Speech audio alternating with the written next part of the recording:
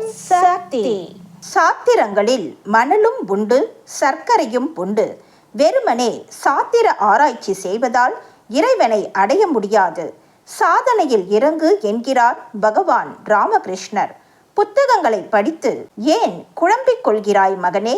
அவற்றிலெல்லாம் என்னை புரிந்து கொள்ள முடியாதடா மகனே என்று பக்தர் ஒருவருக்கு அன்னை கூறியது உண்டு. சாத்திரங்களில் மணல் எது, சர்க்கரை எது என்றெல்லாம் நம்மால் கண்டறிந்து கொள்ள முடியுமா? அதற்கும் ஒரு குருவின் தயவு தேவை. உண்ணுகிற அன்னத்தை விலைக்கு விற்கக்கூடாது என்பது சாத்திரம். சோற்றை விற்கிற பாவத்தை முதலில் ஆரம்பித்தவர் யார்?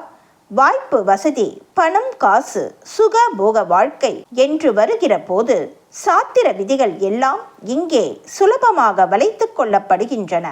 அம்மாவின் ஆன்மீக பள்ளிக்கூடத்தில் MA பட்டமும் டாக்டர் பட்டமும் பொறியியல் பட்டமும் எல்லாம் எடுபடாது. உங்களுடைய பாசம் கலந்த பக்திதான் எடுபடும்.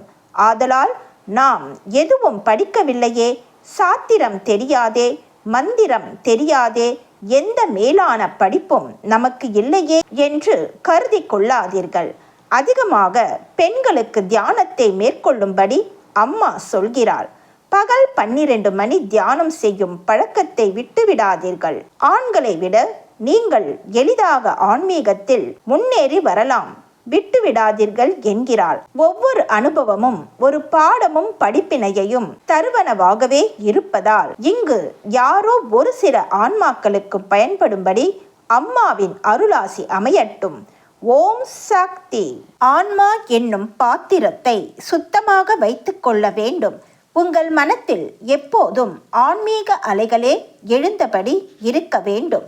வாழ்க்கை, வசதி, பந்த பாசம், குழந்தைகள் என்கிற ஆசை அலைகளே தோன்றியபடி இருந்தால் ஆன்ம அலைகள் எடுபடுவது இல்லை.